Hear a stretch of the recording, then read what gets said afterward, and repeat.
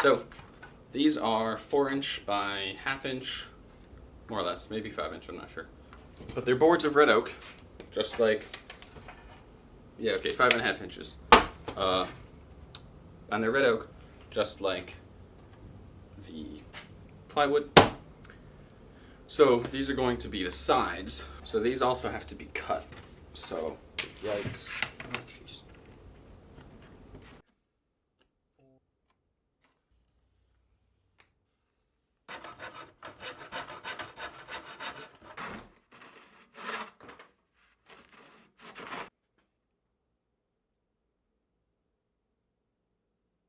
Okay, so next I'm going to move on to the sides, and I'm going to ignore the fact that one of them is like warped or cut at a wonky angle or something like that. At least I'm going to ignore it for now, because I think it's just warped, and I do not have the skills to make it straight.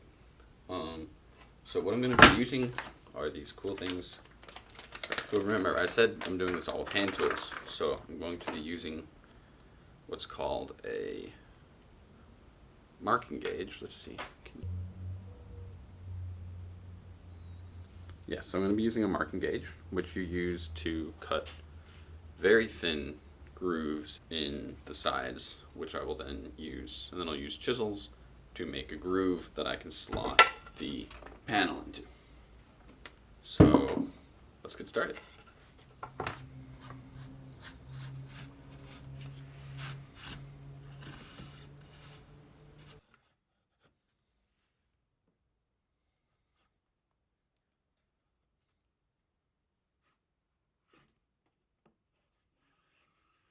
Okay, so I've cut the first groove.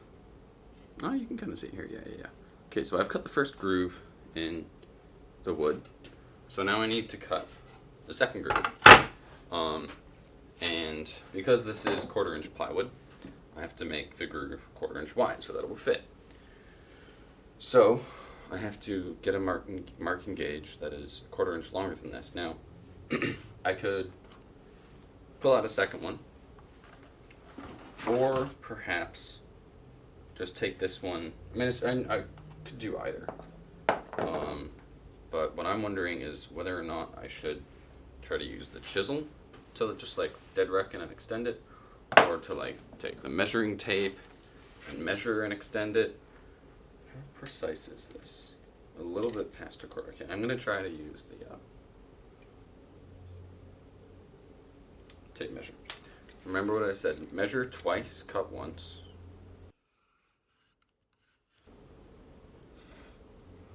Okay, so I think what just happened there is I did not tighten these set screws hard enough, and then while I was pulling, I like pulled out and then extended the distance. So I think the last board is actually, it looks, yeah, this one looks too wide, too thick. So I'm gonna go ahead and redo this board.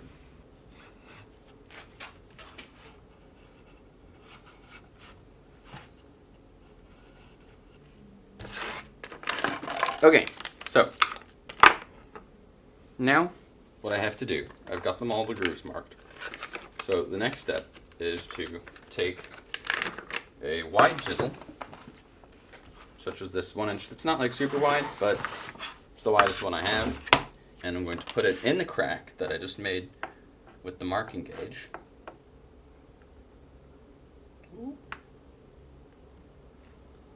And then give it a tap with the rubber mallet to start making the crack a little wider and a little deeper.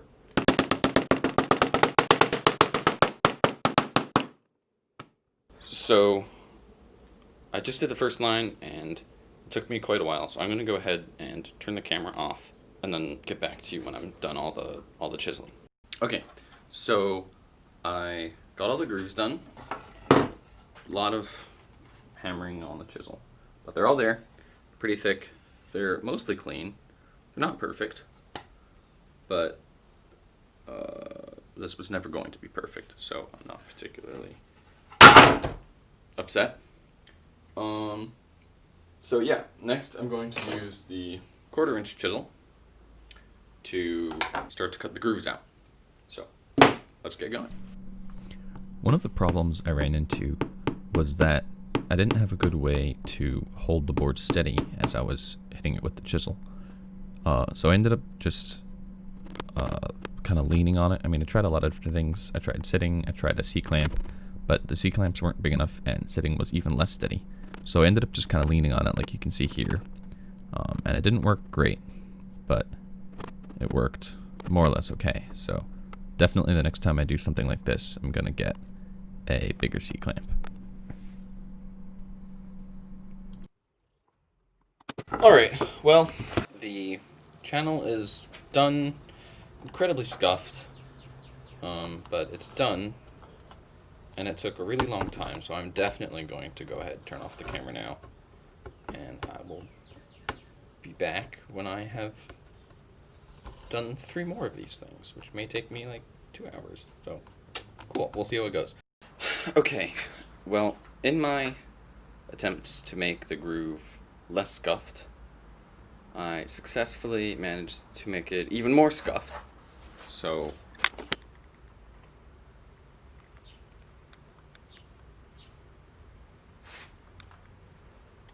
the end is now even jankier and much too wide. I was trying to make it a little deeper and a little smoother. I also did that, which is just really gross looking. So that's not great. But nothing. It's just not great.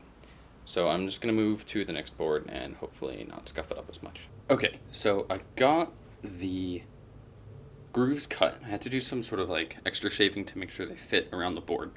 But here it is. So it looks super nice. It's not glued or anything yet. There you go. See? So if you look at the edge, it's not perfect.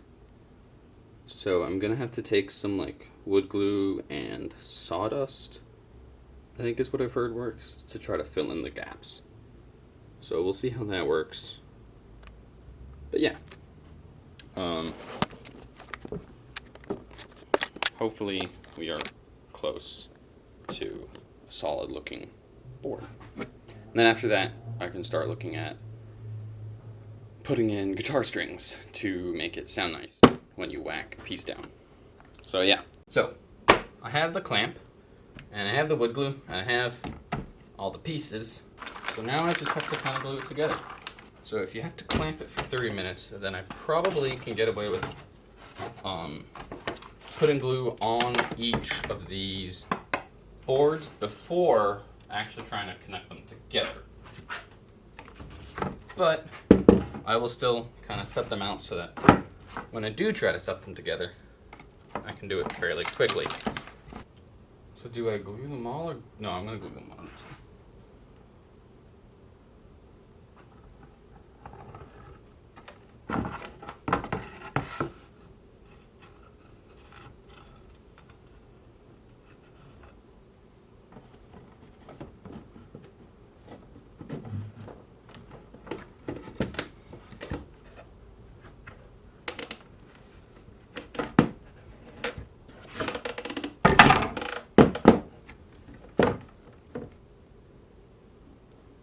This is probably like way too much glue, but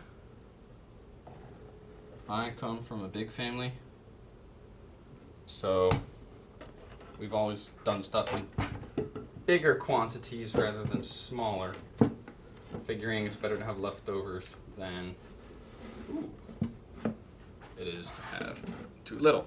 Better too much than too little is sort of a catch-all phrase. That is nasty.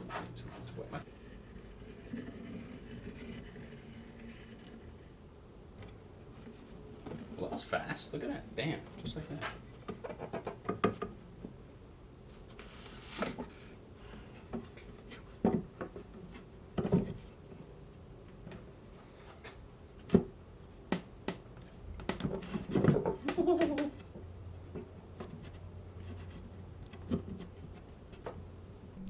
Okay, so I didn't really explain it in person, but here's basically how the clamp works. It has 4 little gripper things that go on each corner, and then you use the strap to provide even pressure on all 4 of them. This squeezes all the corners together towards the center, and provides even pressure so nothing slips. Right, so the corners are unglued. They can kind of like wobble a little bit. They're pretty stiff, but they're not like perfectly stiff by any stretch of the imagination. So I think what I'm gonna do is, once this top part has glued, I'm going to take little blocks of wood. We've got scraps all over the place, and I'm gonna put them inside and glue them into the corners to hold the corners in place. Well, all right, here it is. So it's solidly there. You can pick it. Oh, so you can pick it up and move it. I did not film the putting in of these blocks because it was boring. So they're glued in nice and tight. The corners are stiff. One thing that's kind of annoying that I hadn't thought about, the corners do have these holes in them. So that's kind of annoying, but oh well. Here it is. It's solid. It moves as one piece instead of falling apart. It is great. And that is where we'll leave you for this video. Next video, I will be putting in guitar strings to make the Go board sound nice when you put the pieces down. So stay tuned, and see you next time.